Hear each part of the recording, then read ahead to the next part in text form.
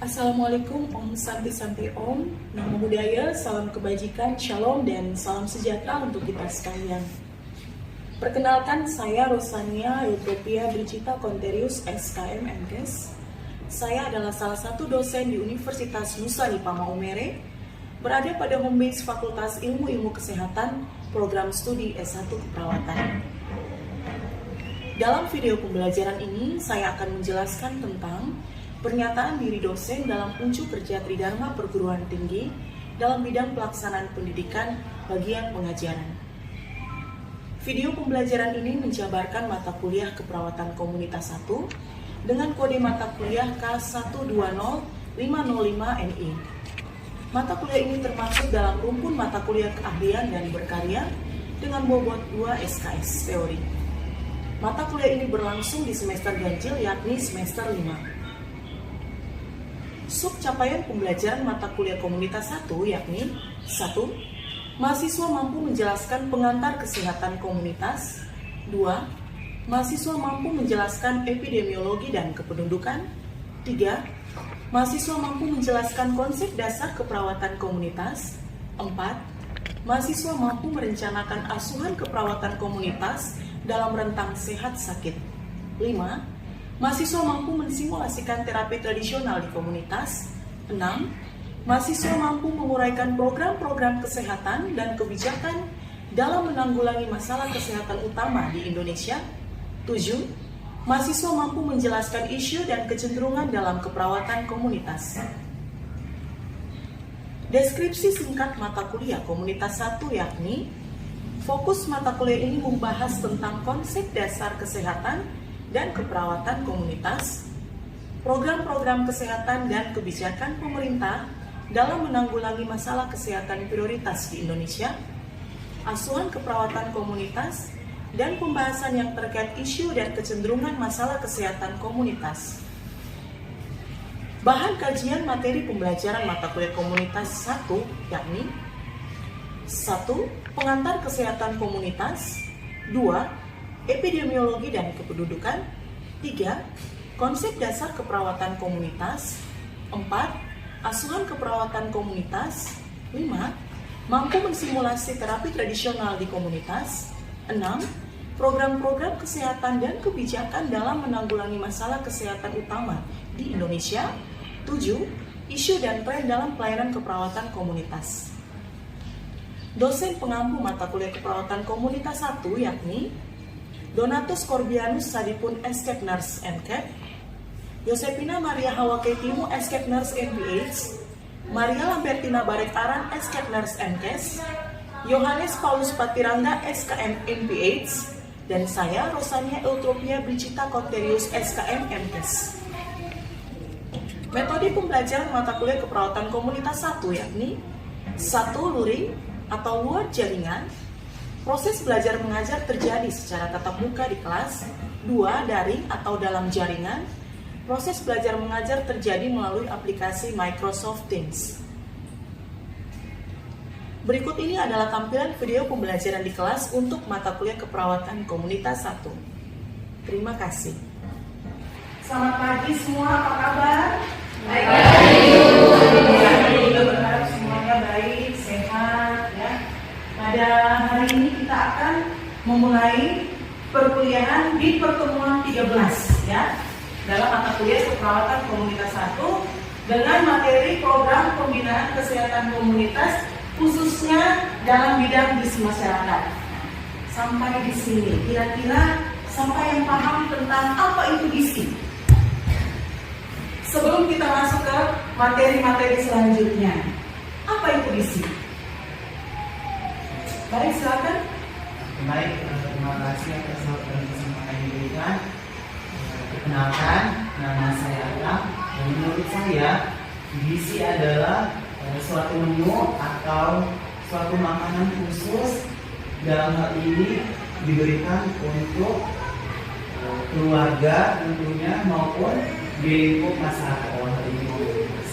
Baik, gizi adalah suatu bentuk atau suatu lingkup makanan khusus yang nanti akan diberikan kepada satu komunitas. Nah, lebih tepatnya, siapa yang tahu? Gizi adalah nutrisi, ya, nutrisi yang masuk ke dalam tubuh manusia, lalu dimetabolisme oleh organ-organ yang sudah mempunyai tugas masing-masing, dan nantinya nutrisi itu dia akan berfungsi untuk kesehatan seluruh manusia. Nah, berbicara tentang keperawatan komunitas dalam program pembinaan kesehatan komunitas khususnya untuk bidang gizi masyarakat, nanti kita lihat pada slide berikut. Keperawatan komunitas merupakan suatu sintesis dari praktik keperawatan dan praktik kesehatan masyarakat yang diterapkan untuk meningkatkan serta memelihara kesehatan penduduk. Nah, yang perlu diingat kata kuncinya adalah praktik keperawatan komunitas adalah suatu praktik di dalam komunitas yang bertujuan untuk meningkatkan atau memelihara kesehatan penduduk. Sasaran dari keperawatan kesehatan komunitas ada dua. Yang pertama sasaran individu dan yang kedua sasaran keluarga.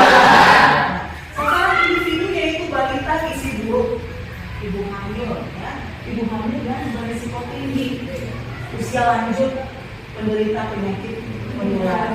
Kalau kita berbicara terkait sasaran keperawatan komunitas dalam lingkup individu, nah kita lihat sasaran balita gizi buruk. Gizi buruk itu dibagi dalam ada berapa bagian? Gizi buruk dibagi dalam 3 bagian. Yang pertama ada marasmus, yang kedua ada kwashiorkor, yang ketiga ada marasmus kwashiorkor. Ya, itu perlu diketahui. Ya, jadi balita gizi buruk itu dibagi dalam 3 kelompok. Kelompok pertama ada marasmus, kelompok kedua ada kwashiorkor, kelompok yang ketiga ada marasmus kwashiorkor. Itu ciri-cirinya bagaimana melihat, terus bentuk anaknya nanti jadi seperti apa? Ya. Kalau marasmus dan kwashiorkor tadi, dia rambutnya kering seperti rambut jagung, memerah, ya.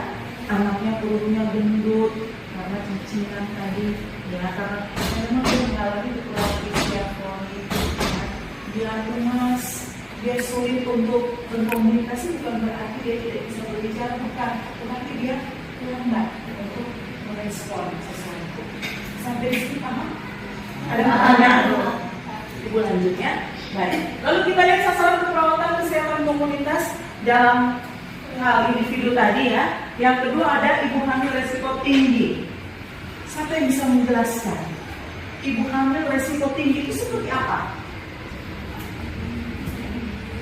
Ibu hamil dengan risiko tinggi emesis, ya, menjadi hiperemesis, ini mual muntah, tapi dia bisa menjadi kelebihan mual muntah. Dari hiperemesis tadi atau emesis dia mengarah ke hiperemesis, dia dapat apa? Kalau sudah mual muntah, berarti intake nutrisi atau masukan nutrisi tadi berkurang. Karena setiap kali begitu masuk dia keluar, masuk lagi dia keluar lagi. Berarti ibu itu sudah mengalami hamil dengan resiko. Resikonya salah satu contohnya adalah hiperemesis tadi. Resiko yang berikut hipertensi. Ibu hamil berisiko tinggi contohnya adalah salah satunya adalah hipertensi atau tekanan darah tinggi.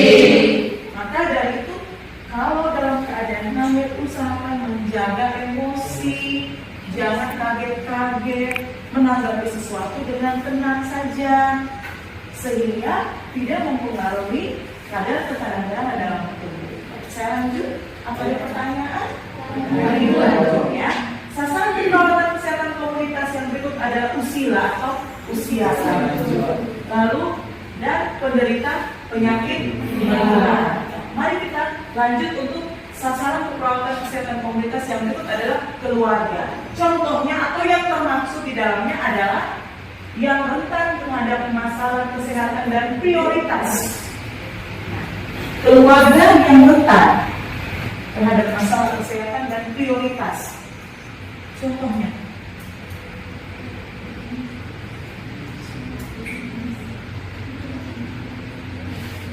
AIDS,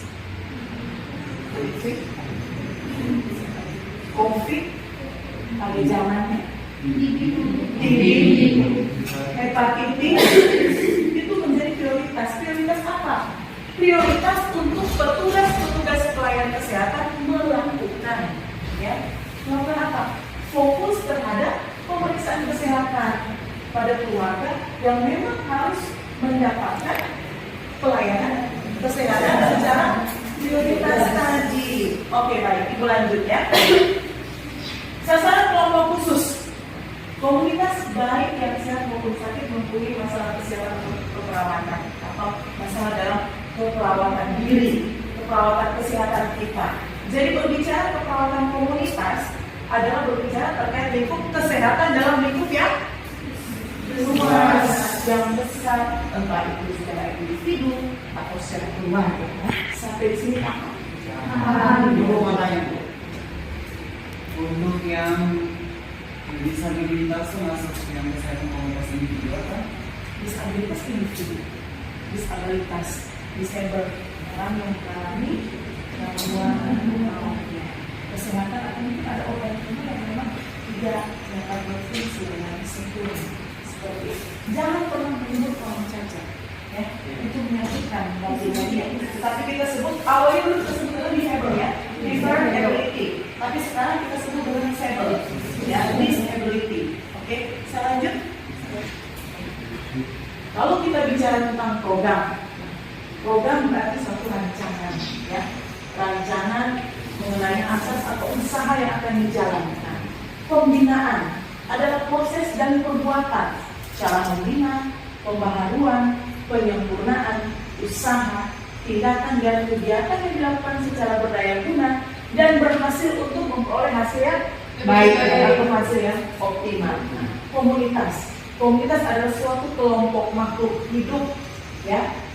Makhluk hidup, kita bicarakan kita makhluk hidup berupa manusia, maka kita bicara seputar lingkungan kita, komunitas yang kita. Nah, komunitas adalah kelompok orang yang hidup dan saling berinteraksi dalam masyarakat atau suatu paguyuban.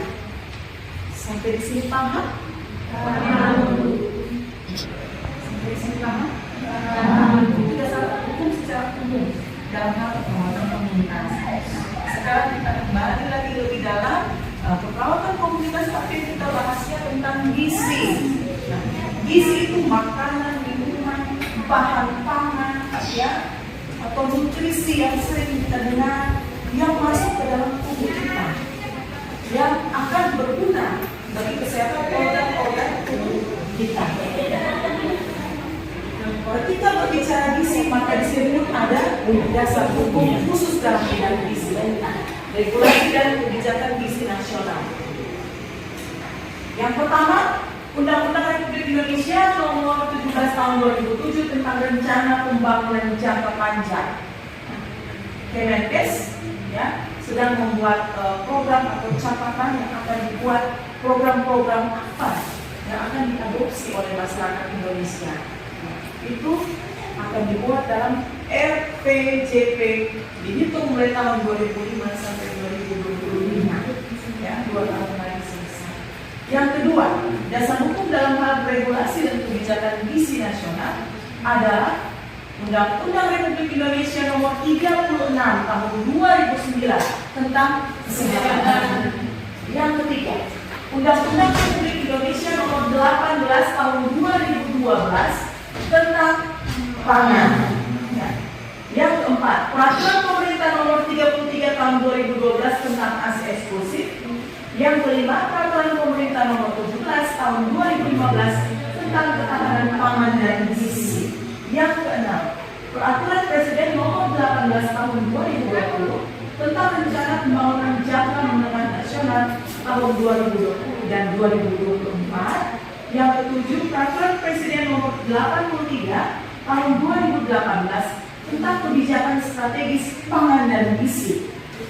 Karena kita berbicara regulasi dan kebijakan gizi nasional, maka di situ ada Peraturan Presiden tentang kebijakan strategis pangan dan gizi. Yang kedelapan, Peraturan Menteri Kesehatan Nomor 21 Tahun 2020 tentang Rencana Strategis Kementerian Kesehatan tahun 2020 sampai dengan 2023. Yang kesembilan, Peraturan Menteri Kesehatan Nomor 51 Tahun 2016 tentang Standar Produk Suplementasi Gizi. Yang ke-10, Peraturan Menteri Kesehatan Nomor 2 Tahun 2020 tentang Standar Antropometri Anak.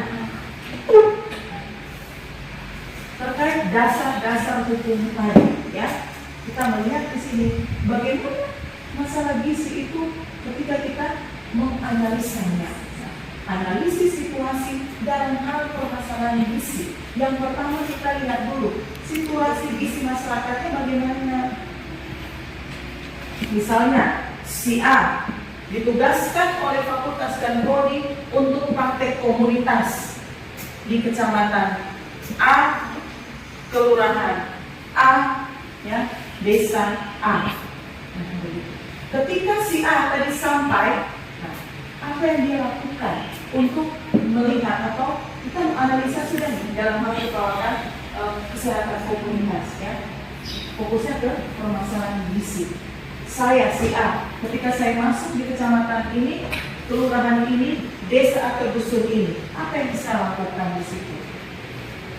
Saya mulai mengecek kira-kira sasaran mana individu atau keluarga yang mau saya analisis, yang mau saya analisa, yang mau saya teliti, yang mau saya kaji. Ya, situasi gizi masyarakatnya bagaimana? Apakah situasi gizi masyarakat di individu itu atau di keluarga itu mereka ini kurang bahan makanan? Karena apa? Karena beras harga mulai mahal. Lalu bagaimana dengan lauk pauk? Ketika keluarga itu mungkin bertanya, adik, bagaimana dengan lauk pauk? Masa kami hanya makan karbohidrat? Kami tidak makan protein yang lain nabati? Kami tidak makan vitamin mineral dalam bentuk sayur? Bapak, mama bisa dikombinasi, ya. Karena sejatinya, ya, ketika kita berbicara gizi, maka ada 6 hal yang harus kita penuhi atau menjadi prioritas untuk pemenuhan gizi keluarga kita, khususnya bagi kita individu pribadi ini. Nah, karbohidrat, bapak mama contohnya ada beras merah, beras putih, karena beras mahal bisa kombinasi dengan serealia, jagung, ya, bisa dengan kacang hijau, kacang merah, kacang nasi, kacang ercis, kacang polong, macam-macam sesuai dengan hasil budidaya di tempat tinggal kita. Lalu yang kedua kita lihat upaya yang sudah dilakukan. Kira-kira upaya apa yang sudah dilakukan atau sudah ditempuh oleh keluarga itu dalam hal pemenuhan gizi keluarga. Lalu kita lihat tantangan. Seperti yang Ibu sudah sampaikan tadi, tantangan harga bahan baku semakin meningkat, ya. Tahun ini baik, beberapa waktu yang lalu yang kita sedang permuncikan adalah minyak goreng. Setelah aman, sekarang yang kita permuncikan adalah beras. Ya. Semua toko-toko, saya tidak sebut merek, toko-toko itu semua orang, begitu berasnya muncul orang langsung serbu habis. Ada yang masyarakat ini pagi-pagi mama sudah tidak urus suami lagi, tidak urus anak lagi, tidak urus rumah tangga lagi, tapi dia sudah pergi parkir, antri beras di toko-toko, ya, di depo-depo, ya, di kantor-kantor yang berwenang untuk menyediakan bahan baku itu. Kasihkan situasi itu miris, ya. Kita sedang gencar-gencarnya berbicara tentang ketahanan pangan dan gizi keluarga, ya. Tapi salah satu bahan pokok kita orang Indonesia kan konsumsinya beras, ya. Tidak bisa pangan lokal. Kalau mau bilang orang dari kampung juga sama saja. Tidak bisa dalam sekali aku hanya makan jagung saja, atau pisang saja, atau ubi saja. Tidak bisa, karena sudah bukan zaman. Kita punya luhur dulu, iya, mereka makan itu kenyang, kuat. Kita mana bisa? Coba buktikan besok aku hanya makan pagi jagung, siang pisang, malam ubi dengan minum air putih. Bisa. Percaya? Lu saja bisa. Jadi, ya. Jadi perlu diingatkan lagi ya, bahwa ketika kita atau kalian atau Anda melakukan analisis situasi masalah gizi, yang perlu dilihat adalah situasi gizi masyarakat, kemudian upaya yang sudah dilakukan, ya, kemudian tantangan apa yang dialami. Dalam hal ini adalah pemenuhan gizi keluarga. Nah, nanti adik-adik bisa lihat di dalam link ini ada contoh-contoh bagaimana kita menganalisa satu situasi masalah gizi. Sampai di sini ada pertanyaan atau mungkin kritik? Salah? Bisa Ibu lanjut? Bisa. Sampai di sini kita sudah menyimpulkan dari tadi materi yang Ibu sampaikan, lebih dan kurangnya dapat Ibu simpulkan demikian ya. Rencana aksi pembinaan gizi masyarakat dilakukan di tingkat provinsi dan kabupaten atau kota. Provinsi Nusa Tenggara Timur, Kabupaten Sika, Kota Maumere, contohnya. 1. Agar dapat memahami dan mampu melaksanakan proses perencanaan, pelaksanaan kegiatan, monitoring dan evaluasi upaya pembinaan gizi masyarakat. Nah, contoh tadi ya, bagaimana siapa namanya?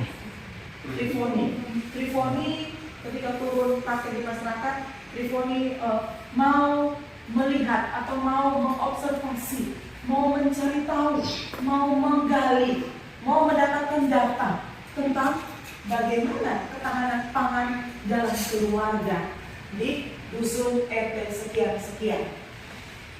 Lalu, diharapkan dapat mendorong upaya percepatan perbaikan gizi di semua tingkat administrasi secara sinergis dan berkesinambungan. Sebagaimana ketika kita berbicara tentang gizi, maka itu bukan hanya tugasnya seorang ahli gizi, ya, untuk melakukan bagaimana ya ketahanan pangan rumah tangga itu menjadi minimal menjadi maksimal, dari menjadi buruk menjadi baik.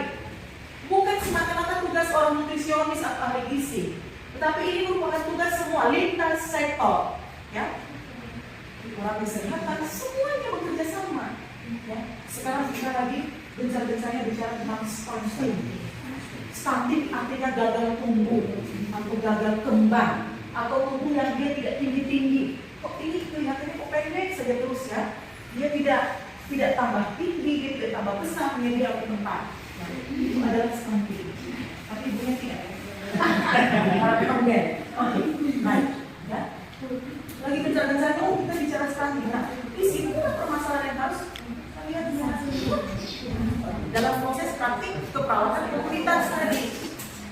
Lalu, rencana aksi ini bersifat generik dan masih terbuka untuk pengembangan dalam implementasi.